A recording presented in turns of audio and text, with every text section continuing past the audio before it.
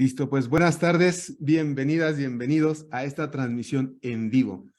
Hoy tenemos el gusto de presentar a un súper invitado de lujo, alguien que nos permitió tener en esta entrevista, nuestro máster Ricardo Garza. Bienvenido, Ricardo, ¿cómo estás? Todo muy contento, gracias por la invitación y feliz de estar aquí contigo y con tu gente que te sigue y pues bueno, muy contento, listos para poder platicar del tema de la educación, que es un tema que también disfruto muchísimo. Sí, claro, y ahorita platicaremos justamente de esa parte, ¿verdad? Que tú que tienes también pues dentro de tus actividades y dentro de tus gustos y las vivencias, ¿no? La experiencia que ha habido. Sí, ya muchos Entonces, años de docente, Mike, en donde hemos estado trabajando muy cerca de personas de todas las edades. Al final, son experiencias muy valiosas que, pues, bueno, intentamos compartir con todos para que pueda mejorar un poco la vida de todos y la mezcla de lo que hacemos con la parte educativa, ¿no? exacto. Pues, Ricardo, les comentamos un poquito a nuestra audiencia, algunos como antecedentes, les damos como los referentes para que entremos después en materia, ¿no? Lo vamos como situando poco a poquito. Les Claro. platico. Eh, ya hace más de un año yo he estado estudiando y he conocido a Ricardo Garza y a su esposa Vanessa Gámez. Ellos son cofundadores, entre ellos dos fundaron una metodología que se llama desprogramación evolutiva.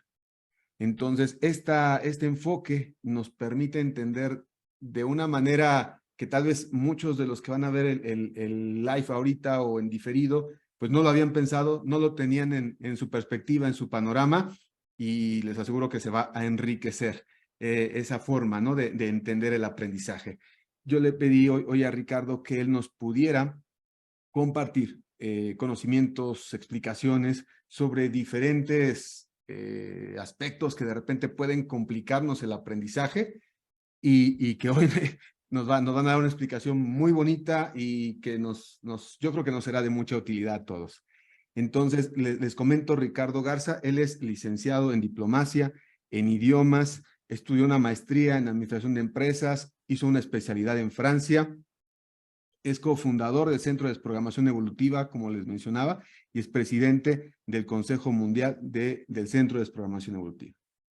Así es. ¿Cierto? Entonces, bueno, pues con esto que les platico, ustedes se dan cuenta del máster que tenemos hoy para platicarnos, orientarnos y le haremos algunas preguntas. Por ahí también, como les decía, yo pertenezco justo al campus que fundaron Ricardo, que fundaron Vane, los dos, y es una gran comunidad. Entonces, algunas de las preguntas que voy a formular también se las agradezco a mis compañeras, a mis compañeros, porque algo que caracteriza el campus es también ese sentido de compañerismo, ¿no? Es una comunidad. Cada semana nos conectamos y cada semana vamos entendiéndonos, creciendo, desprogramándonos, reprogramándonos, y es algo que también ellos dos han generado. Esa convivencia, esa solidaridad, ese compañerismo, y pues ahora me toca a mí también ese agradecimiento para Ricardo Vane y para toda la comunidad que también participará de manera implícita en esta charla, ¿vale? Entonces, si me permite, Ricardo, para que nuestra audiencia, quien por primera vez, que serán raros porque hay muchos conocedores tuyos, para quien primera vez conozca de tu persona, ¿nos cuentas un poquito sobre tu historia personal y cómo llegaste a este tema de la desprogramación evolutiva? Claro que sí, con mucho gusto. Por Gracias por la favor. presentación tan bonita. Muchas gracias. Fíjate, un poco de mi experiencia personal, pues comentábamos justo al inicio que yo me formé como docente. No era mi intención, honestamente, y no lo digo porque es algo que no me guste, sino es algo que disfruto mucho. Mas, sin embargo, no era mi intención cuando yo comienzo a estudiar, no era mi intención ser docente. Yo estudio diplomacia en lengua extranjera, domino 5 idiomas y está diseñado para poder trabajar en un consulado, en una embajada. Nunca lo logré. Son cosas que también hay que compartir, que no todos son logros, sino que hay bastantes tropiezos en la vida. Entonces, nunca logré ser ni cónsul ni embajador, por los niveles, y me dedico a la docencia. Posteriormente, estando en la docencia, hago una maestría en admisión de empresas de recursos humanos, y posteriormente hago una especialidad en Francia, en el idioma francés, que es mi idioma favorito, el francés y el italiano, y domino varios otros. Pero eh, ante toda esta preparación, o sea, había una gran frustración en mi vida, que no lograba crecer económicamente, Mike. Y había para mí un conflicto muy fuerte en el hecho de decir, me siento inteligente, me siento capaz, pero no puedo lograr nada de lo que me propongo. Y llega el punto de una gran depresión, en donde estoy yo literalmente sentado llorando en un sillón, y ya durante varios tiempos, no fue un día, sino ya era un constante en mi vida estar triste y deprimido por no haber logrado cosas, hasta que Vane me presenta el tema de la epigenética y los programas transgeneracionales heredados, cuando yo comprendo que no es mi culpa, que no es falta de capacidades ni suerte como tal. Ante estas cosas te das cuenta que hay bloqueos y repeticiones inconscientes de la familia. Y dices tú, bueno, de entrada no es mi culpa, ahora ¿cómo lo soluciono? Ya sé el origen, ya sé que finalmente no tengo nada mío, pero algo estoy arrastrando. Y comenzó una búsqueda incansable, una búsqueda que nos ha llevado ya algunos años y que hemos logrado comprender la parte epigenética, la parte del ambiente, lo que influye el ambiente en la toma de decisiones, lo que influye el ambiente en poder determinar qué voy a hacer con mi vida. Y llegas a la conclusión, Mike, que no hay en realidad decisiones propias, sino que finalmente estamos condicionados a lo que vivieron nuestros ancestros y lo que pasó en nuestra infancia. En ese sentido, comenzamos a comprender todo y comenzamos a hacer pruebas, ¿no? Para ver qué funcionaba. Y haz de cuenta que dedicamos nuestra vida a eso. A partir de que Vania, mi esposa, me presenta eso, y me lo presenta así como con mucho cuidado porque ya me había rajado, ya había intentado todas las cosas que se te ocurran, Mike.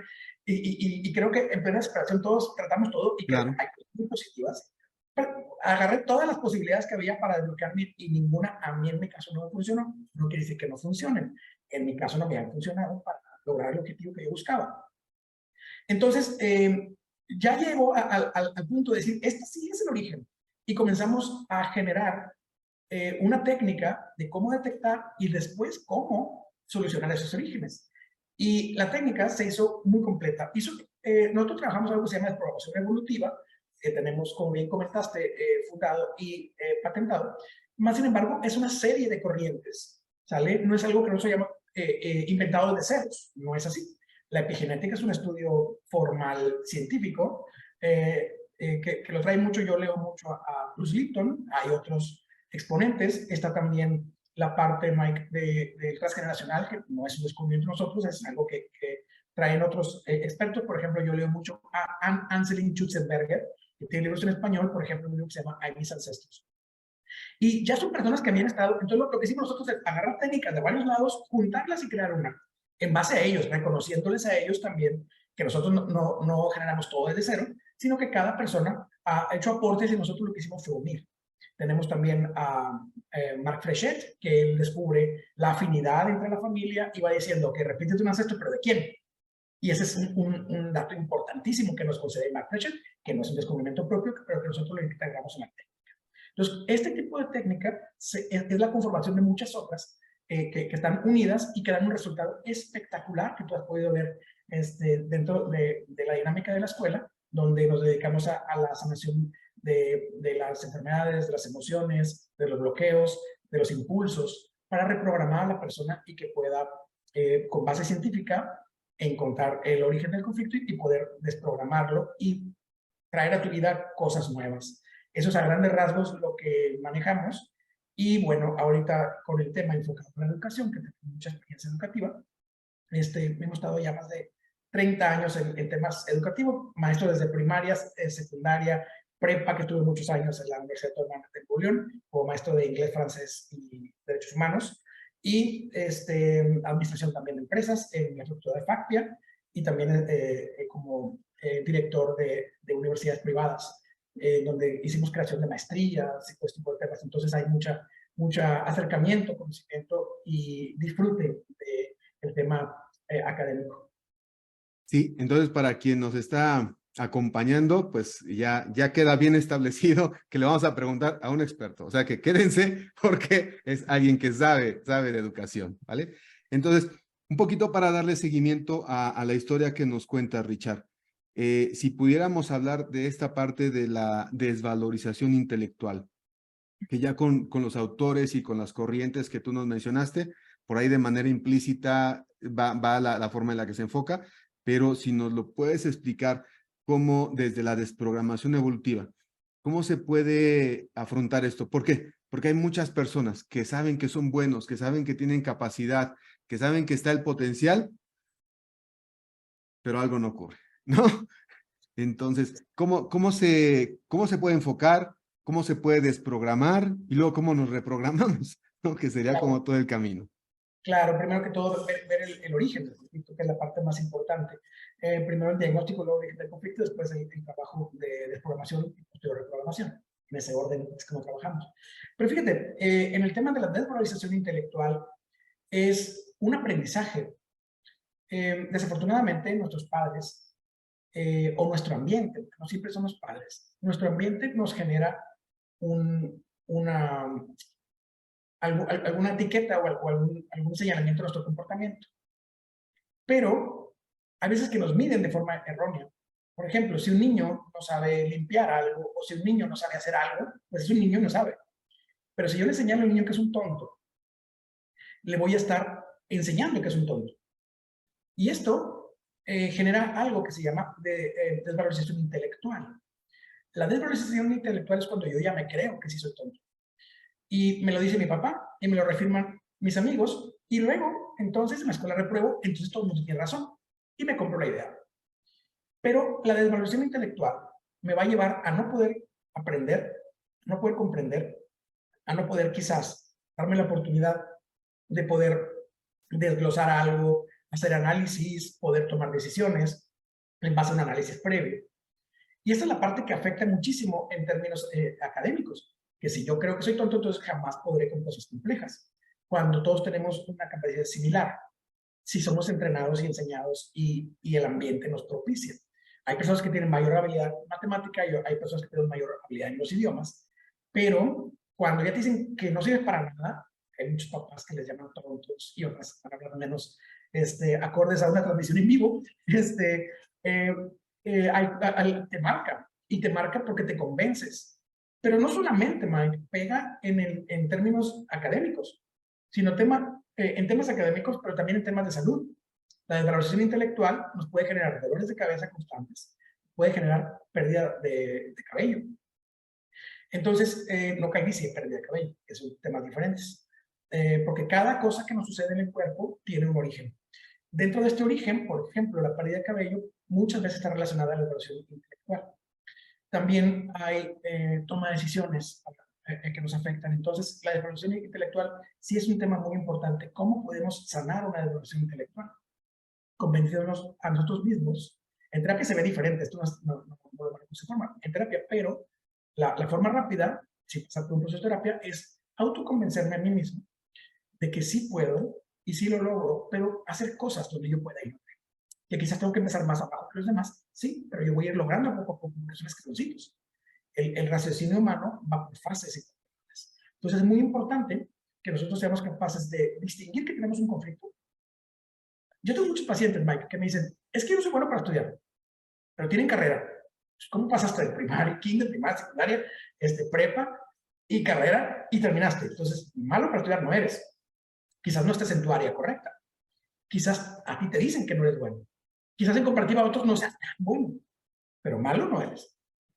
Entonces, si tú comienzas a ver tu lado positivo, que esa es una parte que les invito a todas las personas a lograr, vean el lado positivo de sus propias cosas. Cuando a alguien le preguntas, Mike, ¿qué piensa de sí mismo en positivo? Batalla muchísimo para responder, pero el negativo te saca toda una lista.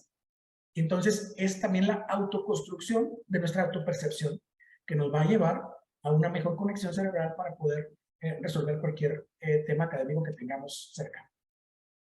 Por ejemplo, Richard, algo que ustedes nos enseñan, ¿no? Esta parte de que a veces uno no aprende por cuestiones emocionales, como tú nos lo acabas de decir, pero también por lealtades familiares. Así ¿Nos es. explicas esa parte? Claro que sí, mira, las lealtades familiares son uno de los temas más apegados al ser humano, porque venimos en clanes. Nosotros venimos en grupos. Tenemos, haz de cuenta, la humanidad como tal, pero la humanidad es como si fuéramos especies diferentes, no es así, pero como si fuéramos subespecies. Entonces tenemos a la humanidad como tal, pero cada familia es una especie. Entonces vamos a traer las características de esa especie.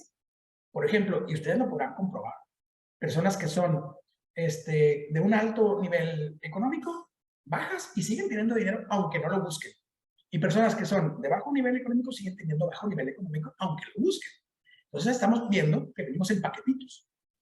Entonces, el tema de la lealtad familiar va a ir siempre a yo tengo que tener lo mismo que mi familia. Pero si hablamos del tema intelectual, si mi familia nunca pudo, entonces yo batallaré más que los demás. Ahora, aquí hay dos opciones, porque no es una regla precisa. Siempre hay dos opciones y siempre son polares. En nosotros siempre existen las polaridades. Polaridad de un lado y de otro. Entonces, por ejemplo, si mi clan no hay capacidades intelectuales o no se trabajaron las capacidades intelectuales para llegar a grados profesionales, entonces yo o me quedaré igual, aunque entre a la universidad y me salga y nunca logre terminar, aunque me quede en la pura tesis, o voy a ser súper brillante y voy a lograr más que nadie, dependiendo de cuál es tu función en el clan. Pero la lealtad familiar, primero para entenderla, es eso que nos une a un clan. No hay el miedo más grande del ser humano. El miedo más grande es quedar fuera de la familia. Y se debe de comprender desde esta perspectiva. Si vemos los grupos de animales, el cardumen, las manadas, ¿qué es lo que vamos a ver? Que están en grupo porque en grupo se protegen y hay un macho alfa que protege a todos y que avisa y luego cada quien tiene una función en el clan. Pero si alguien queda fuera del clan, que le pelea al macho alfa su lugar y el macho alfa le gana y queda fuera del clan, queda desprotegido. Al quedar desprotegido, cae en peligro de muerte porque ya no en conjunto, ya no, nadie lo defiende. Entonces estás en la selva, en la jungla, y te van a comer los demás. Ese es el mismo concepto que tenemos nosotros como seres humanos. ¿Qué sucede? Que cuando nosotros llegamos al punto en el cual tenemos, por ejemplo, la salida de la familia, si yo no hago lo que hace mi familia, voy a ser diferente y por lo tanto me van a ver mal. Hay historias, Mike, tan fuertes, por ejemplo, de personas que estudian y los papás no quieren, los hermanos lo critican, los primos lo regañan, que cómo es posible que para qué ande perdiendo el tiempo, que se pongan a trabajar, cuando tienen muy alto el estímulo académico. Entonces, esas personas van a tener conflictos y bloqueos a la hora de estudiar porque los van a criticar y van a tener una fuerte presión de que no lo hagan. Entonces, la lealtad familiar va a venir por dos sentidos. Soy leal a la familia y todos son brillantes y yo no soy tanto, entonces estoy en un problema. Nadie es brillante, yo soy brillante, entonces estoy en un problema. Y ese es el gran conflicto de la lealtad familiar, que es difícil estar al nivel porque luego te cobran una factura. La desvalorización cuando no estás a nivel y la exclusión cuando te sales del nivel. La familia en su inconsciente, no en el consciente, en su inconsciente, está diseñada para que no te salgas de ahí. Aunque seamos conscientes, Miguel, de que salir de ahí es tu mejor opción. Exacto. Sí, pero no. Y eso es algo que bueno que tocas este tema porque es muy importante para las personas que nos están viendo.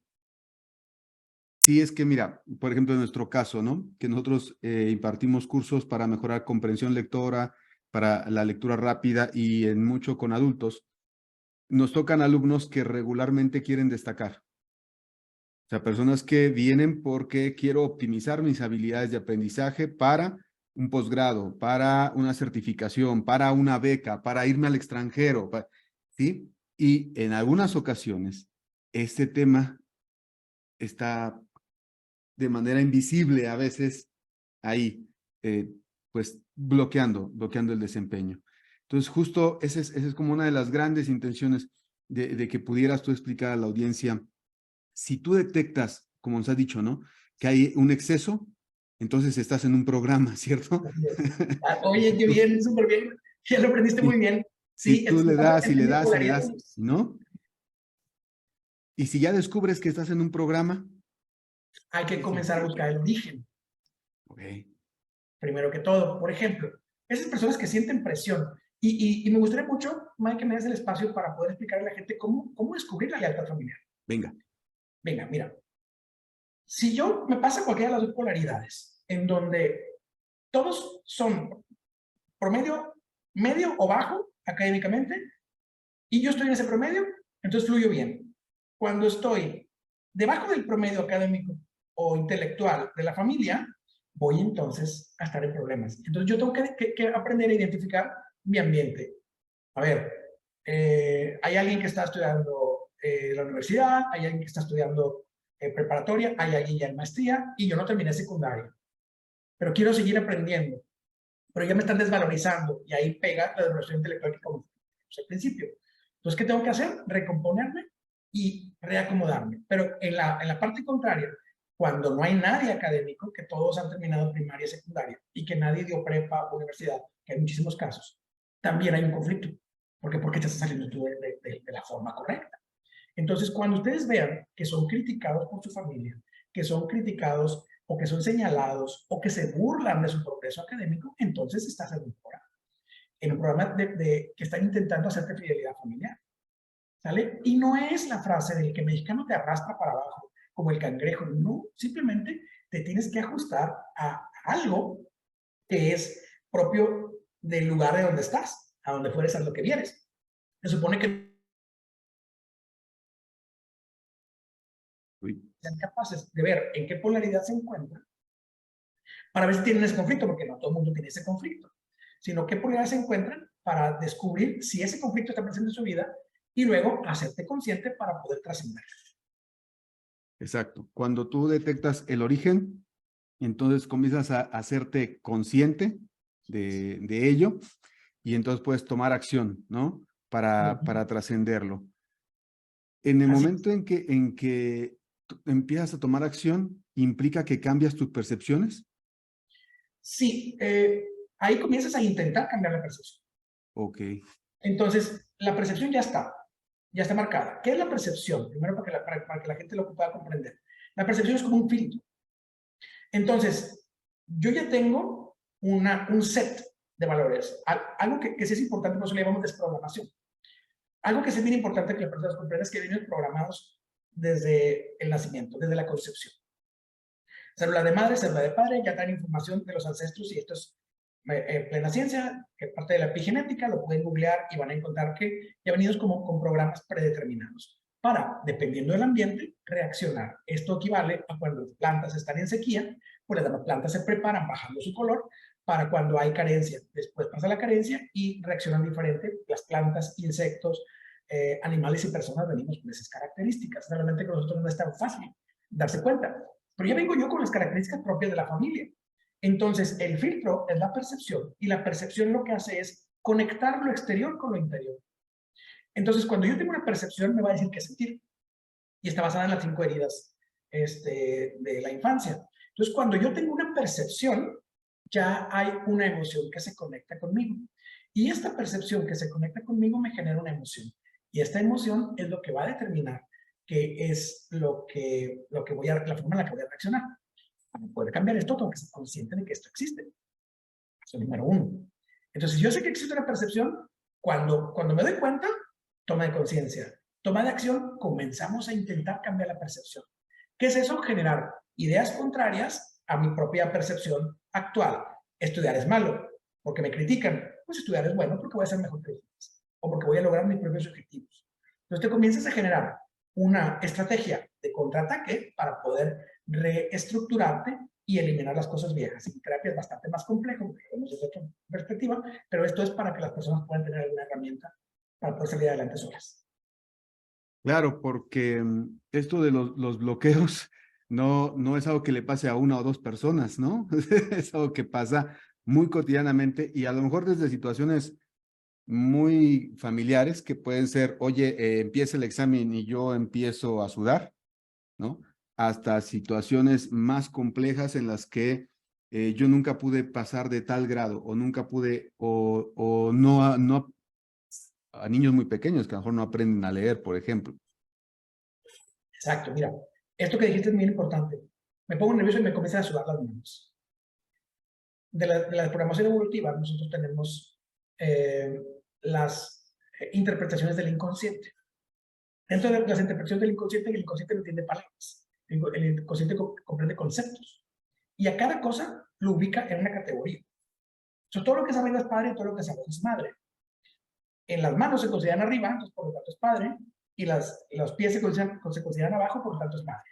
No quiere decir que abajo sea bueno y arriba sea bueno y abajo sea malo. No es así, sino que viene basado en el inconsciente colectivo universal de que el sol representa al padre y la tierra representa a la madre tierra. Por eso lo que está arriba es el padre y lo que está abajo es la madre, nada más por ese concepto, dentro del inconsciente colectivo universal. Entonces, las manos representan al padre o la autoridad, porque también tenemos padre real y simbólico. El padre real es mi papá y el padre simbólico es que me provee, me protege y me impulsa. Si yo tengo un conflicto con la autoridad, de tenerle miedo a la autoridad, el sudor es una reacción de miedo. Entonces, ¿qué sucede? ¿Por qué el sudor es una reacción de miedo? Porque cuando nosotros queremos agarrar a un pez, que lo sacamos del agua directamente, lo agarramos y se resbala. ¿Para qué se resbala? Para escapar. Entonces, ¿qué hace el cuerpo humano?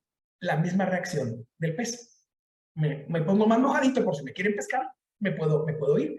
Y lo representa, cuando se sudan los pies, me representa el miedo a la madre. Y cuando me sudan las manos, me representa miedo a la autoridad o al padre. No quiere decir que le tenga siempre miedo a mi papá, sino que quizás mi papá en algunos momentos es muy estricto y este es un momento de ellos.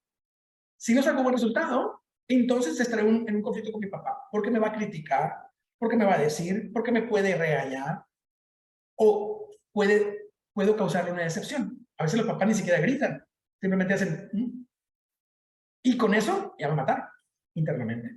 Entonces, el sudar, cuando estamos ante un estímulo académico, habrá que ver qué pienso de la autoridad que siento.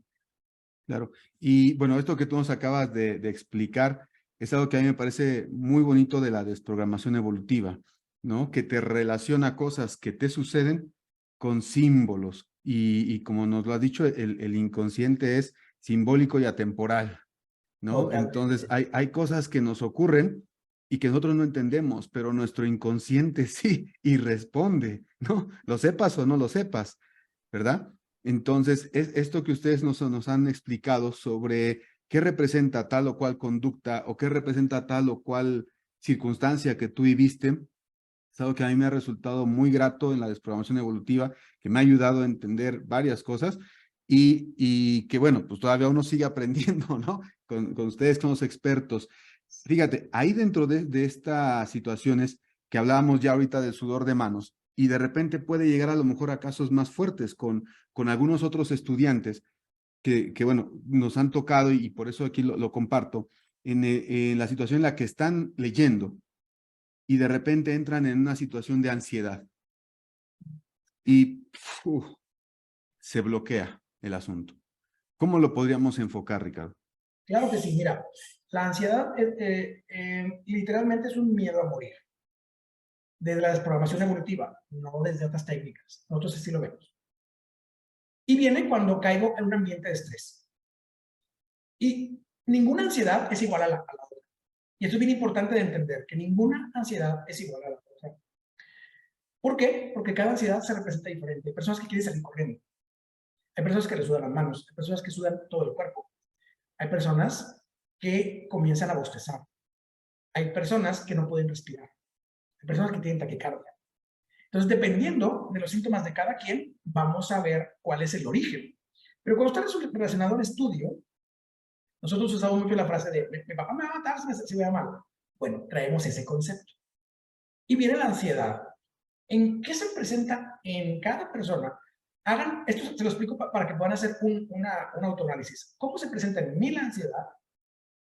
¿Y qué representa para mí? Entonces yo podré ver ahí quizás que si hay un tema de falta de respiración, buscar abogados en mi familia. Si hay temas, solamente me pasa cuando estudio, me voy a buscar presión familiar. ¿Sale? ¿Qué tanto me presiona mi papá, mi mamá, mi familia y yo mismo? ¿Qué tanto me presiona? Y ahí es cuando generalmente se compensa o con comida o con querer salir corriendo. ¿Sí? O con me quiero desvanecer para ya no estar enfrentando este conflicto. Entonces, basado en esto, nosotros vamos a encontrar que cada paciente va a tener una información única. Mas, sin embargo, a grandes rasgos, es un estrés profundo y es un miedo a algo. Ahora, el miedo tiene tres respuestas posibles. Una respuesta es la huida, por eso les digo, me desespero y quiero huir, es miedo. La huida, la otra es la confrontación, me enojo y ataco. Y el otro es me hago el muertito, ¿sí? Entonces, ¿qué le pasa a la persona cuando es un episodio por estrés? No está relacionado al miedo a morir, sino un profundo estrés con esas tres posibles respuestas. Entonces, ¿qué me pasa a mí dentro de mi estrés? ¿Y a quién o a qué le tengo miedo? ¿Le tengo miedo a decepcionar a alguien? ¿Tengo miedo a que me regañen? ¿Tengo miedo a que me regañen, pero mi papá y mi mamá ya no están conmigo? Más sin embargo, de que me caí me regañaban y sigo condicionado como el perrito por el periódico en el hocico. Entonces, ¿qué pasa? ¿Qué pasa en mí? Y cuando hacemos un autoanálisis, podemos descubrir el origen y podemos trascenderlo. Pero si no podemos, somos capaces de indagar en nosotros mismos, pues vamos a buscar la pastilla y esa pastilla puede ser eterna. Sí, es que esa es otra posible respuesta, ¿no? Como si no indagas dentro de ti, de repente estás buscando que la solución llegue solo desde afuera, ¿no? Sí, Y este es el otro enfoque. Richard, si pudiéramos enfocarnos en un tema como la dislexia, ¿cómo se podría ver desde ahí? bien, la dislexia es uno de los problemas más comunes de los conflictos de lectura y está presente en muchísimas personas, en un gran porcentaje de personas. Esto dificulta muchísimo la capacidad de comprensión lectora. Cuando nosotros tenemos dislexia, vamos a encontrar siempre un conflicto con mis propios padres, pero más comúnmente, en su gran mayoría, de mis papás con sus propios padres. Entonces, cuando yo tengo una persona que tiene dislexia, la primera pregunta es, ¿cómo se van tus papás con sus propios padres? Asumiendo que se van mal. Si hay una ruptura entre mis abuelos y mis padres, provoca que haya una dislexia. Cuando también tenemos un conflicto de no soportar a los padres, entonces provoca una dislexia por suma presión, por un conflicto de estar extremadamente presionado. Entonces, nuestro inconsciente va a mezclar la información todo el tiempo porque siente que algo no conecta. Está desconectada mi familia desde mis abuelos y mis padres, entonces no hay conexión con la lectura. Las letras se mezclan y confundes una letra por otra porque tampoco tienes claro el grado de autoridad en la familia. Recordemos que la familia, como cualquier otro grupo social, hay 7 rangos. Hay un líder, un sublíder, el presidente, vicepresidente, y después los ciudadanos o los miembros de la familia, que todos tienen que haber un reglamento en cada lugar, pero cuando todo eso se pierde y está difuminado, entonces la persona no lo alcanza a comprender cuál es el orden de las cosas, y entonces se pierde el orden de las letras. Uy, a ver, con esta explicación, Richard, te pregunto un poquito. Se nubló mi camarita. Voy a desenfocar tantito. Ya regreso acá. Ya está. En nuestro grupo hay algunos docentes, maestras, maestros, profesores, que ya trabajan, ¿no? con niños, educando, con adolescentes. Ahora, ante este enfoque que tú nos has compartido sobre la dislexia, voy a ampliarlo un poquito más, ¿no? ¿Cómo a los maestros, pues, y tú que nos has contado todo el tiempo que has trabajado como docente, cómo les serviría o en qué les aportaría entender algo como lo que tú nos acabas de decir, ¿no? Cuando un niño presenta dislexia y en realidad no es la dificultad en el momento presente, ¿no? Sino toda esta historia que hay, que de repente hay un librito muy bonito que se llama Este dolor no es mío, ¿no? Que uno Oh, quisiera decir la buenísimo. frase de repente así, ¿no? Me acordé ahora con lo que tú dices. Buenísimo, libro muy recomendable. Ajá. Y entonces, ¿cómo esta parte de la desprogramación evolutiva, qué panorama le daría a los docentes para entender o leer de otra manera a los niños que tienen enfrente? Claro que sí. Lo primero es que nos ayuda a no tener juicios. Es decir, no señalar a que el niño es tonto, porque de tonto no tiene nada. También el comprender que todo tiene un origen. De hecho, que cuando comprendemos que todo tiene un origen, pues se acaban los juicios. Y eso es básico. En esta parte, en esta forma de poder comprender, nosotros podemos ir trabajando sobre la estructura del niño. A ver, si este niño viene de una familia quebrada, por decirlo de alguna forma, fragmentada, desordenada, en términos de rango. no digo que de su persona ni de su casa, en términos de rasgos, en una familia desordenada. ¿Qué tengo que hacer? Darle mucha estructura. Si mi salón está desordenado, va a ser peor para el niño. Si no hay una estructura, que yo tenga una autoridad clara, entonces tampoco hay estructura. Entonces el niño viene de un ambiente donde las autoridades no están claras, donde todo está mezclado, donde no hay un orden preciso, donde hay una sobreautoridad y un desacato a otra autoridad. Es decir, mi padre no reconoce la autoridad de su propio padre, entonces hay una ruptura. Y en ese sentido, si el niño ve que tampoco hay autoridad en la escuela, entonces se va a ir, o en el salón de clases, se va a ir agravando el conflicto. ¿Qué tenemos que hacer para ayudar a los niños? Tener una estructura de mando muy clara y que el orden sea lo más preciso y que haya mayor cantidad de estructura lo más posible, en el hecho de que siempre hay una estructura de que se entra de una forma, se sale de otra forma, se conduce la clase en ciertos horarios, y todas estas estructuras se ayudan mucho a los niños, pero no van a sanar con eso. Es solamente comprender y ayudar. ¿Cómo sanan? Sanando la percepción de que él tiene una familia desordenada o con falta de estructura. Esos niños también pueden estar mal sentados todo el tiempo. ¿Por qué? Porque la columna marca la estructura. Pueden tener los dientes chuecos, porque la columna marca, los dientes también marcan la estructura familiar. Entonces, cuando nosotros ya vemos todas esas características que son inherentes e intrínsecas a cierto comportamiento, nos vamos comprendiendo de entrada que el niño trae una bronca previa, él no es el niño el del conflicto. ¿Y qué tenemos que hacer? Pues darle todas las herramientas para que se pueda estructurar lo más posible, pero la sanación tendrá que venir de los papás del niño, para que sea una sanación completa, para no mentir ni engañar a nadie que con una estructura Claro. en se puede mejorar. Pero, digo, se puede sanar, si se puede mejorar, no sería una sanación. Sí, claro, no lo planteamos como una cuestión que pueda ya resolver para el niño totalmente, pero sí desde el ámbito del docente que podría darle otro ambiente a ese niño, ¿no? Exactamente. No el ambiente de descalificación o lo que platicamos hace rato hacia la desvalorización intelectual o generar una percepción que se puede quedar ahí marcado, ¿no? Porque en nuestro caso hay adultos que llegan y me dijo una chica, es que yo todo el tiempo pensé que era mala para la lectura, que era mala para aprender, ¿no? Entonces, esa percepción es la que podríamos darle de manera distinta, ¿no? O generarle una percepción distinta en ello. Así es, y fíjate que lo que tú trabajas, Mike, esa parte de enseñarnos a leer y a comprender, es extremadamente importante, porque la parte del cerebro de la sinapsis hace unas conexiones increíbles, pero también les da mucha confianza a las personas cuando logran. Y esa es una labor muy bonita que tienen ustedes y lo que haces con respecto a el poder darle la certeza y la seguridad a las personas que sí pueden, que sí van a lograr cosas y que es paso a paso y que hay una metodología y que seguimos una metodología vamos a lograr hacer las cosas. Entonces, esa parte que tú estás implementando y que se lo recomiendo a las personas que nos están viendo, que puedan darse el tiempo de aprender con Mike el tema de la lectura y la comprensión, les va a cambiar la vida. ¿En qué sentido te cambia la vida? En que comprendes lo que estás leyendo, en el que puedes basar tu información, la información que está ahí la puedes comprender, desentrañar, analizar y después tomar una decisión en base a eso.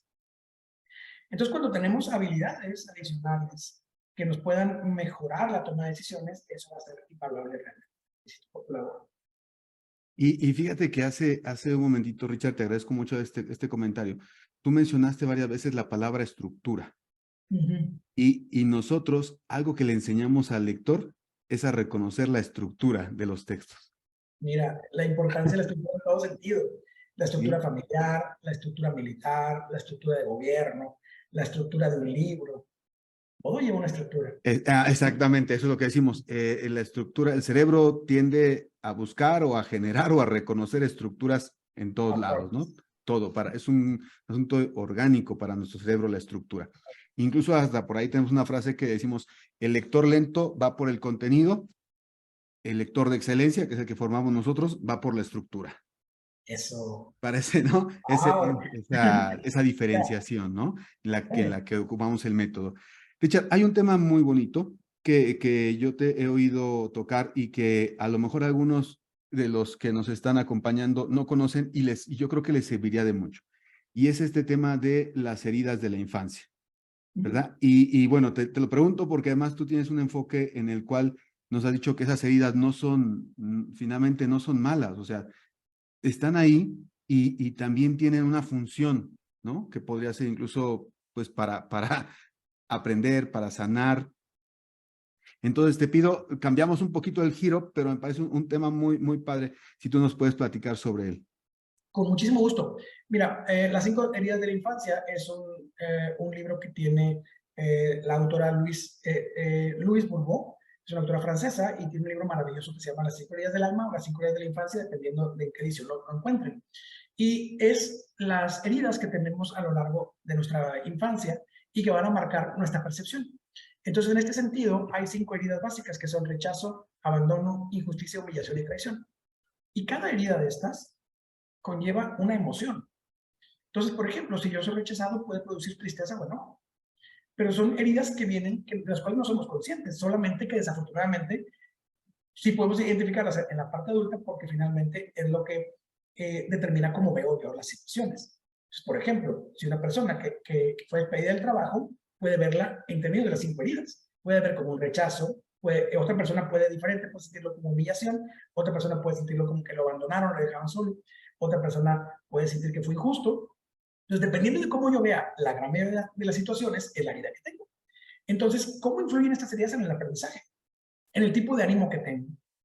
Entonces, por ejemplo, si yo soy una persona que vivo rechazo en una herida profunda, todo lo que voy a comentar va a ir marcado en una polaridad. Es decir, que si tú tienes una herida de rechazo leve, pues no aplica. Todo solamente cuando sean cosas fuertes y graves. Entonces, si yo tengo una profunda herida de rechazo, estaré triste la mayor cantidad del tiempo. No me lleva a una depresión, cuidado. No es depresión, que la depresión lo tocaremos más tarde. Pero estaré triste todo el tiempo y sintiéndome rechazado. Entonces, cuando vaya yo a presentarme, por ejemplo, a un curso a estudiar, creeré que el maestro me va a rechazar. Y dentro de la escuela, es maravilloso poder comprender a las personas, porque las personas de repente dicen, es que yo siento que tú no me quieres y que tú me rechazas. ¿Y por qué sientes eso? ¿Sale? Y entonces ya comienzan a descubrirse a sí mismos. Es que tengo miedo de decirte algo porque creo que me vas a rechazar. Entonces, el rechazo genera tristeza que duele. Y le tengo miedo al dolor. Como le tengo miedo al dolor, evito ese estímulo, entonces no participo, no pregunto, porque me van a rechazar. Y esa herida de rechazo va a influir en mi calidad de aprendizaje porque no seré participativo, porque estaré todo el tiempo pensando que van a rechazar y todo el tiempo cuidándome de no sufrir la tristeza del rechazo. Entonces, esa herida en concreto nos va a complicar. La herida de abandono, la herida de rechazo está caracterizada que cuando alguien la sufre está relacionada a no quiere estar conmigo. Avanzando la herida de abandono, la herida de abandono está relacionada a me cambiaron por alguien más. Ya sea por un hermanito, ya sea por un trabajo, ya sea por un pasatiempo de la madre o del padre. Entonces me siento abandonado. ¿Cuál es la característica principal de un abandonado? Las dos características principales. La primera es no me aman como quiero ser amado. Y la segunda, que nos impacta directamente en lo académico, es necesito ayuda para todo. Es decir, necesito estar acompañado. Entonces, cuando yo pongo un alumno a estudiar algo y no tiene a nadie al lado que le esté guiando, entonces va a ser más difícil porque el alumno va con miedo. Con miedo a estar solo. Y esto grábenselo muy bien. Cuando ustedes vean personas que siempre requieren ayuda para hacer las cosas, no es porque ocupen ayuda, es porque quieren estar acompañados. Y cuando lo vemos de ese sentido, comprendes. Exacto, ¿no? Lo que decíamos hace ratito, ¿cómo te puede ayudar a percibir de otra manera? Por ahí también en este libro que tú nos mencionas, la autora decía que cuando un alumno llega hasta siempre al final de la clase y te hace una pregunta personal solito, te está reflejando una herida. Sí, totalmente, totalmente. Y es maravilloso también nosotros poder comprender esta parte en donde vamos a ser capaces de distinguir qué alumno requiere más atención personalizada. Ok, ese alumno trae una herida, no es chiflado, no es mala onda, no es que sea el clásico llamar la atención, no, requieren para poder ser efectivos. Ahí muy lindo sería poder sanar esa herida ¿Y cómo les ayudamos a esos alumnos? Dándoles confianza, dándoles el apoyo en justa medida, haciéndolos independientes. Esa es una gran ayuda para los alumnos. Exacto, una forma de responder, ¿no? Y también permitirle al otro. Damos dos heridas, Richard, y está muy Así buena la es. explicación. ¿Le sigue? Claro que sí, claro Por que sí. Mira, favor. la tercera herida, que es la injusticia, es esa herida que todo nos parece injusto. Es que el maestro le pregunta a otro, pero al otro no. A mí no, a mí no importa si me preguntan o no, pero al otro no lo tomo en cuenta. Y ya estoy molesto y sentido. Y se la pasan los alumnos más en ese sentido que en comprender lo que están estudiando. Entonces, la parte de la injusticia va a decir, es que porque él sí y yo no. Porque sí y porque el otro no. Porque el maestro, cuando está parado dando clase, se dirige más hacia la izquierda que a la derecha. Entonces, esa parte comienza a ser un distractor completo para el tema académico. Y ahora ya estás predispuesto. Vas a estar estudiando. Vas a decir, sí, pero cuando termine, el mío lo vas a revisar al final. Ah, pero cuando termine, yo voy a sacar menor calificación que los demás. ¿Por qué? Nomás porque me quieren hacer daño. Y ahí te la llevas, teniendo preconcepciones de algo que aún no sucede, pero que ya estás predispuesto. Y diga tú, sí sucede. ¿Por Es qué? lo malo. Sí, pero ¿por qué sucede? Porque él lo puede ver. Dicen las leyes universales de Hermes Trismegisto. Son 7 leyes universales maravillosas. Que dice la segunda ley, la ley de correspondencia, dice, todo lo que está dentro es afuera. Es decir, que lo que está afuera, lo que yo percibo, es una construcción de mi propio interior. Si yo tengo una construcción de mi propio interior, todo lo que yo sienta dentro lo voy a estar viendo afuera, aún y no exista. Entonces, por ejemplo, una persona que tiene herida de injusticia, lo que para ti es cotidiano, para él puede ser injusto. Sí. ¿Vale? Entonces, bajo ese sentido, va a decir, esto es injusto y tú, es cotidiano, pero es injusto. Y es bien difícil, porque ya van predispuestos y van molestos antes de ni siquiera comenzar el estudio. Entonces, al momento de un examen ya van molestos, al momento de comenzar a estudiar ya van molestos. Son de los muchos de que se quejan que van al gimnasio y a ellos no les ponen atención porque hay una chica que es más atractiva y que a veces se la pelan, pero hay otros que van al gimnasio y ni siquiera ponen atención a eso. ¿Vale? Pero es que aquel agarró la plaza que yo quería, entonces hay más preferencia del gimnasio para él y el gimnasio ni en cuenta se dio. Entonces, en ese sentido, vas a ir viendo que todo lo ven en Esa balanza. esa balanza y en esa perspectiva. Cuando tienes esa perspectiva es importante darte cuenta que es una polaridad. Que las cosas, si a los demás no les parece injusto, cuando ya es universalizado, que dices tú, oye, fue injusto y todo el mundo está de acuerdo, pues tenemos el mismo criterio. Pero cuando el criterio es solamente único mío, entonces estaré en una polaridad. Afecta mucho. ¿Cómo podemos atajar este tema? Pues podemos ir ayudando a los alumnos a que comprendan que se encuentra una polaridad y explicarles que no hay cierta injusticia y comenzar a darles seguridad. Quizás en algunos puntos un poco más de preferencia que a los otros, solamente en lo que ven que se compensa. Y ahí podemos como que equilibrar y comenzar a equilibrar todas las situaciones en la escuela para que no se perciba esa sensación de injusticia. Claro. Y bueno, a lo mejor ahorita que tú nos acabas de platicar esto, y llegamos al tema en que cómo estas heridas que tienen que ver con nuestra percepción de las situaciones se complican cuando conectan con una emoción, ¿no? Claro. Y cada una lleva una o dos emociones relacionadas, pueden ser 3. Por ejemplo, tenemos el rechazo, que puede ser tristeza, enojo, el abandono, que puede ser enojo y miedo, la injusticia, que puede ser enojo, la humillación, que es la que sigue, que puede ser profundo miedo, más profundo que las anteriores, y mucho enojo quizás, pero más miedo, Vergüenza. y vergüenza, en definitiva. Vergüenza. Por eso la herida de humillación, que es la que sigue por tratar. La herida de humillación viene de una humillación pública en mi infancia, cuando mis padres me exhibieron con mis hermanos, mis primos en público, con amigos. Me genera una herida de que no soy guapo, de que estoy mal vestido, de que estoy mal, pero todo el mundo se da cuenta. Entonces yo quedo humillado. Esa humillación sigue estando el resto de mi vida. ¿Y en qué me va a impactar en el tema académico? La parte de la humillación me impacta en que no soy capaz de participar por miedo a que se burlen los demás. ¿Sí? Entonces yo lo participo porque, ¿y si se ríen? Y viene el gran conflicto. ¿Y si digo algo? Y el maestro me exhibe delante de los demás que como no sé esa respuesta. y mejor se quedan callados. Y adiós aprendizaje. ¿Sí? Entonces hay mucho miedo, profundo miedo. Entonces eso es lo que tenemos que ir descubriendo de los alumnos, que veamos nosotros que no participan. ¿Es tu miedo? Ah, tengo una herida de humillación. ¿Qué hacemos? Le sacamos una respuesta y se lo celebra. ¿Ves que si sabes? ¡Pum! Comienza, aquí no se ve humillado. ¿Sí? Aquí no soy humillado, entonces yo puedo participar aquí. Este es un lugar seguro. El cambio de percepción. Y cambiar percepción dentro del lugar. Si bien no será la sanación completa, porque habría que trabajarla desde el origen, esta estrategia sería muy positiva para decir, él aquí no es humillado. Y si alguien lo humilla, se debe proteger. Para que también se siente protegido. Porque un humillado, aparte del miedo que tiene, viene con un conflicto de desprotección, donde nunca fue protegido. Fue exhibido y puesto como carne de cañón. Entonces, ¿qué sucede? Que ahora somos capaces de comprender al alumno y decirle, a ver, ¿qué está pasando contigo? Ah, tienes una herida de humillación. Bien, esta herida de humillación que estamos teniendo, entonces vamos a sanarla con una compensación a tu seguridad. Que sepas que este ambiente es seguro. A veces, por ejemplo, yo lo hice cuando era maestro, sacaba al alumno, lo mandaba a hacer un mandado y le decía, voy a preguntar algo y ahí de ustedes se ríe. No va a pasar. Alguien que me le haga una cara o me le haga un ruido, que él se entere, vaya, está acabado conmigo en mi clase. Así de simple. Autoridad. Listo.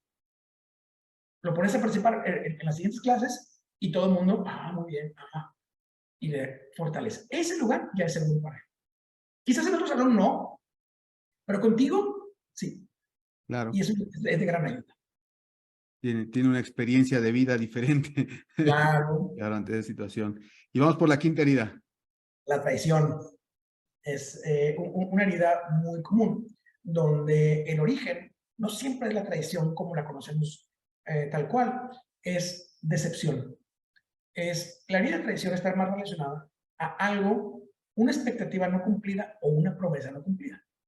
Entonces, la herida de traición me va a llevar a mí a reaccionar previamente con una emoción de enojo o de tristeza, pero siempre un miedo a no vivirla.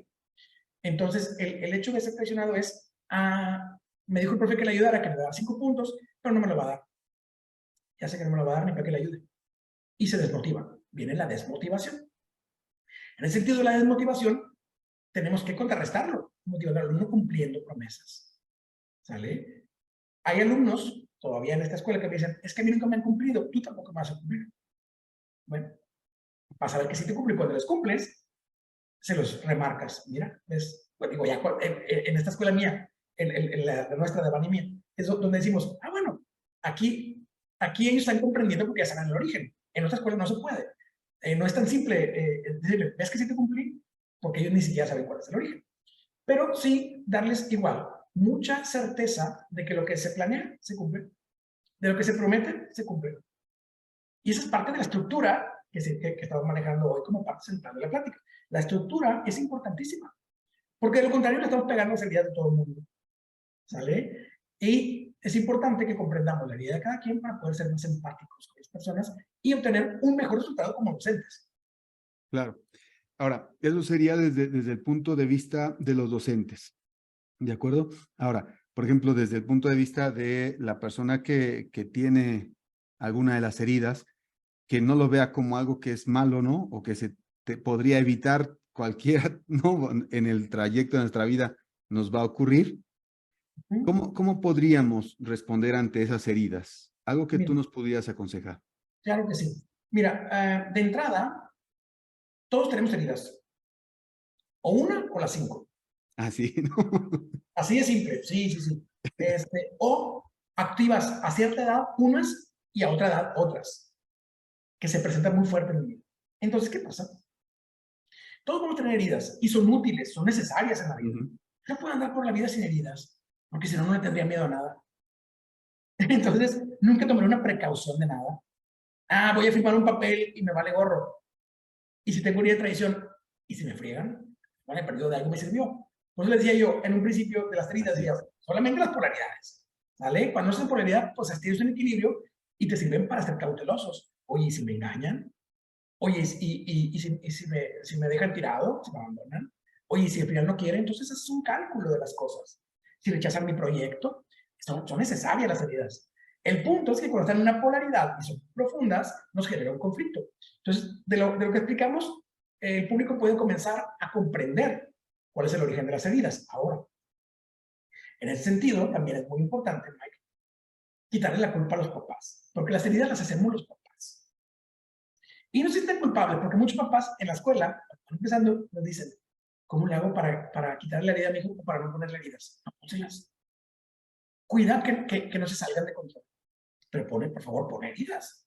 O sea, no se trata de no ponerlas. Sí. Es imposible no ponerlas. ¿Sabes por qué? Es inevitable. Porque ese niño pequeñito está dormido y la mamá se está bañando. Ahí en la misma casa, en el mismo cuarto, se está bañando, el niño despierta, no ve a mamá, se sintió abandonado. Es imposible controlar. Y así con todas las heridas. Si yo le prometí que lo iba a llevar al parque y que su papá le llamó a la mamá, o al revés, o al papá le dio trabajo y se tuvo que ir de viaje, entonces hay una promesa no cumplida. ¿Lo pude evitar? No, imposible.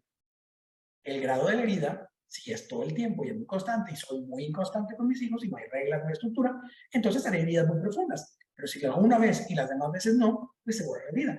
Entonces, todo está en el equilibrio y en la estructura que podemos tener.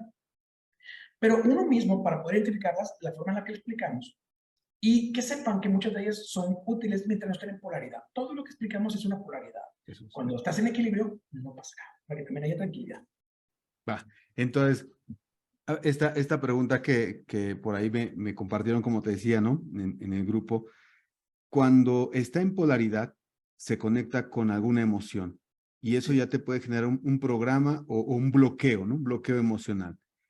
Y ahí, por ejemplo, ustedes en el Centro de Desprogramación Evolutiva nos han enseñado un montón de ejercicios, ¿no? Que como tú lo has dicho en muchos videos, es una cuestión de responsabilidad, que no se pueden dar los ejercicios así como que a diestra y siniestra, porque de repente no es lo que tú creías y ya le moviste algo que no tenías que haber movido, ¿no? Pero la pregunta es esta. ¿En algún caso hay alguna emoción que se tenga que desprogramar varias veces? Sí, fíjate que bueno que lo preguntas. Y voy a reforzar un poquito todo lo que explicas para responder tu pregunta al final. Sí. Todas las emociones, mientras estén controladas y no se salgan en una polaridad, estamos bien. Todos tenemos heridas y programas. ¿Qué tanto nos afectan? Esa es la justa medida. Tampoco podemos decir, es que yo dejé a mi hijo en la escuela un día, entonces tiene la herida. No lo sabemos. O sea, nunca vamos de la teoría hacia el conflicto, porque no hay reglas.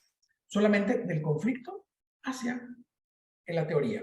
Si tiene conflicto, entonces sí, la teoría es correcta. Pero si pasó la teoría y no lo captó el niño de esa forma, entonces no tiene conflicto. Esa es como que la primera parte. Las emociones que conlleva generalmente son emociones negativas. Hay 5 emociones básicas: alegría, tristeza, ira, asco y miedo. Estas emociones básicas, entonces vamos a encontrar que alegría no me va a dar ninguna de las 5 heridas. ¿Vale? Entonces, me va a dar tristeza, ira, asco y miedo. ¿Vale? Asco es poco común en las heridas, entonces me va a dar tristeza, miedo y enojo. De esas 3 heridas, pues, vamos viendo cuál es la lógica. Ahora, estas cosas tenemos que sanarlas desde la infancia. Y es muy importante algo que mencionaste en mis en vivos, en mis conferencias y en las entrevistas que doy, es cómo lo sano, cómo lo resuelvo. Dame un ejercicio para... No, justo lo dijiste. Los ejercicios pronto manejamos en terapia. Son ejercicios que se tienen que manejar con muchísima ética y mucho cuidado. Porque vamos a moverte toda tu estructura. Haz de cuenta que eres una computadora y tienes un código base, un código fuente, que nosotros vamos a entrar y vamos a mover. Pero tienes que hacerlo con mucho cuidado. Por eso el estudio de terapeuta dura 1 año. Y aparte terminas el año y haces un examen profesional. Y llevas 6 pacientes guiados por nosotros. Y luego haces un grupo de graduados donde estás guiado por nosotros. Ese es el tamaño de la ética de nuestra escuela, donde no aventamos personas para que avienten ejercicios al aire, porque vas a hacer daño. Si la persona no comprueba el origen de su conflicto, se va a dañar a sí mismo. Por eso tenemos que ser muy éticos y desde el amor, dar solamente lo que no les haga daño a las personas. ¿Vale? Entonces, en este sentido, para poder nosotros resolver, hay varios pasos. Primero que nada, reconocer que hay un conflicto. Eso es número 1. Paso número 2, poder determinar el origen del conflicto. Paso número 3, tomar acción. ¿Qué acciones podemos tomar de momento? Que los ejercicios terapéuticos, el cambio de percepción en base a frases que yo me esté diciendo. Entonces, este sentido de nosotros poder ir sanando muchas personas sanan sin terapia, la mayoría de las personas sanan sin terapia, no son tan necesarias. El punto es cuando ya me afecta mucho y no encuentro el origen, pues vayan a terapia. ¿Vale? Nosotros tenemos las terapias en la página de internet con 20 terapeutas que están capacitados y todos los terapeutas graduados están capacitados también para dar terapias. No quiere decir que porque no estén en la página nosotros no sean buenos. Todos tienen el mismo nivel educativo. Algunos están solamente que son lugares, espacios que se llenan y se acabó. Pero todos nuestros graduados tienen un excelente nivel porque nos procuramos mucho esa parte. Pero sí, la sanación, Mike, de poder, es la capacidad de reconocer la polaridad, reconocer el problema, reconocer el origen y poder cambiar la percepción del mismo. Bien, entonces de repente sí hay que hacer un trabajo repetido, ¿no? Desprogramar varias veces una emoción que puede estar ahí guardada y, como nos ha dicho a veces, las capas de la cebolla. Así es. Y fíjate que yo lo veo en dos formas. Una, desprogramación, que es con la terapia, y otra, hackeo. Me voy a hackear a mí mismo, empalmando la información arriba de la otra. O sea, literalmente. Ok, bien. Richard, vamos ya acercándonos hacia el final de nuestra entrevista, que yo te agradezco mucho que nos hayas compartido toda esta información, toda esta, pues, riqueza, ¿no? De una perspectiva para ir enfocando de manera distinta a nuestra realidad, que eso es lo que nos puede permitir este aprendizaje de la desprogramación evolutiva. Y para cerrar, te quisiera pedir algo. Como hace rato nos comentabas, tú has estudiado, tú hablas 5 idiomas, te has profundizado en las teorías, ¿no? De la desprogramación, de estos autores que nos mencionabas. Entonces te quisiera pedir algo para nuestra audiencia. ¿Qué secreto le darías tú como lector? ¿Qué es lo que tú haces cuando lees? ¿Qué te funciona?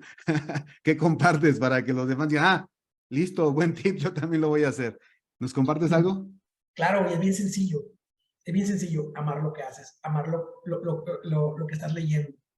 Por ejemplo, hay lecturas por necesidad y hay lecturas por amor. Cuando vemos las cosas con amor, todo va a salir bien. Es decir, ¿qué es lo que me apasiona? Pasión, amor. ¿Me explico? A mí me apasiona, por ejemplo, los idiomas. Me encanta. Entonces, para mí no es una complejidad. Me encanta la mente humana. Esto para mí me fascina. Entonces, yo puedo leer libros y libros y libros. Pero hay libros que tengo que leer por obligación. Entonces, esos libros no son tan efectivos leyéndolos. Entonces, tip, ¿cuál es mi pasión? ¿Cuál es mi hobby? ¿Qué me gusta? Profundizar en ello te va a hacer un experto. Hay lecturas, como les digo, que son necesarias. Por ejemplo, estoy a punto de dar una plática en TED y pues, tengo que leer mi libro porque lo necesito. Claro, claro. Pero no es una lectura que yo diga, me encanta. Pero si me das un libro, por ejemplo, del Dr. Hammer, o me das un libro de Anne Schutzenberger, o me das un libro de Bruce Lipton, yo me vuelvo loco y me paso la leyendo, porque me encanta. Entonces, encuentren sus pasiones. ¿Qué te encanta? La matemática, lee sobre matemáticas. ¿Te encanta la ciencia extraña? Lee sobre civilizaciones. ¿Te encanta descubrir cosas? Lee sobre historia. ¿Vale? ¿Te encanta la humanidad? Lee sobre psicología, que amo la psicología. Me encanta leer a Freud, me encanta leer a Carl Gustav Jung. Lo utilizamos mucho en la escuela y lo reconocemos en la escuela como los pilares fundamentales del comportamiento humano. Entonces, yo leyendo a Freud, leyendo a Jung, leyendo a los autores que son del área que me encantan, pues no me es pesado. Entonces, tip así, único y básico de los que yo les puedo compartir es encuentren sus pasiones y dedíquense a enfocarse en eso que tanto les gusta. Va, y eso es fundamental, ¿no? Incluso para un bienestar interno, ¿no? Encontrar tu pasión, meterte en ello y enfocarte. Y por ahí habría alguien que a lo mejor pregunte, ¿y qué hace Ricardo para leer ese libro que no le gusta, para concentrarse, para entenderle? ¿Cómo le haces ahí? Estructura, así como tú lo mencionaste, estructura, tal cual. ¿Por qué? Porque si yo no agarro una estructura, voy a leer cosas y me voy a perder. Algo que comento es que yo soy distraído. Entonces, si no me interesa o no necesito lo que estoy leyendo, mira, si me interesa, no tengo problemas. Pero si no, si es por necesidad, el libro es muy bueno, no digo que sea bueno, ni que no me guste, simplemente es algo que necesito. Y es un libro que le recomiendo. Ahí está el autor y aquí está a los que vayan a hablar en público. Que tengo una plática dentro de poco. Entonces, en esta, yo lo que hago es agarrar una estructura. ¿Qué necesito? Y comienzo a hacer, a ver, esto me va a servir, esto no. Hay veces las introducciones en los libros que yo no son de mi pasión, las omito y me voy a la carnita. Entonces busco una estructura y hago resúmenes. Y creo, saco de ahí un contenido final, que es un resumen, que me va a servir a mí como paso por paso, crear una estructura, como una guía para poder encontrarle un sentido a la lectura. De lo contrario, si son lecturas que me gustan, cada letra y coma me va a encantar. Pues mira, yo creo que estamos llegando al final de esta entrevista con dos muy buenos tips que tienen que ver con dos cosas diferentes, ¿no? Cuando te encanta y que tú ya lo descubriste y pues es el camino que cada uno debe emprender, ¿no? Buscar algo que le encante, como le hacemos, pues como dicen, como cuchillo en mantequilla, ¿no? Brain, nos vamos, ¿no? Y cuando no es así, estructura. Exacto. Algo. Genial. Ricardo, muchas gracias por haber estado con nosotros, por platicar y por esto que nos has compartido y que nos has enseñado el día de hoy. Y bueno, pues totalmente agradecido también por los aprendizajes de todo este año que hemos estado ahí compartiendo en las conexiones. Y no sé si tú quieras agregar algo más antes de terminar. Pues agradecerle a todas las personas que están viendo y verán este video en las grabaciones, por su apertura, por sus ganas de aprender, por su compromiso con ellos mismos y con su curiosidad. Les felicito a todos, a todos tus estudiantes de tu sistema, por comprender las lecturas, porque no solamente leer, sino comprender, por ser capaces de aventarse a ser enseñados. Una parte primordial de las personas es que necesitamos saber que no sabemos nada. ¿Vale? Decía Einstein, todos sabemos mucho, pero no todos sabemos las mismas cosas. Entonces, si yo soy capaz de ser humilde y poder decir, esto no lo sé, entonces aprenderé. Si yo creo que sé todo, ya no puedo aprender. Por eso nosotros estamos en constante aprendizaje, intentando y reconociendo a los autores de otros libros, reconociendo que hay áreas en donde podemos mejorar. Y esa parte es muy importante para todas las personas. También los invitamos a que nos sigan en redes sociales. Lo van a encontrar como Ricardo Garza Bio en todas las redes sociales. Y bueno, hay videos de larga duración en YouTube para que puedan ver mayor contenido si les gustó y se puedan adentrar más en este mundo maravilloso del autoconocimiento y la sanación. Eso es, totalmente, para que sigan investigando y aprendiendo. Ricardo, pues muchas gracias. Vamos a concluir nuestra entrevista y como tú bien dices, le damos las gracias también a nuestra audiencia que nos acompañó aquí un ratito para platicar y aprender el día de hoy. Pues Bien. nos despedimos. Gracias a ti. Muchas Gracias a ti y gracias. gracias a todos. Saludos a todos. Hasta pronto. Hasta pronto.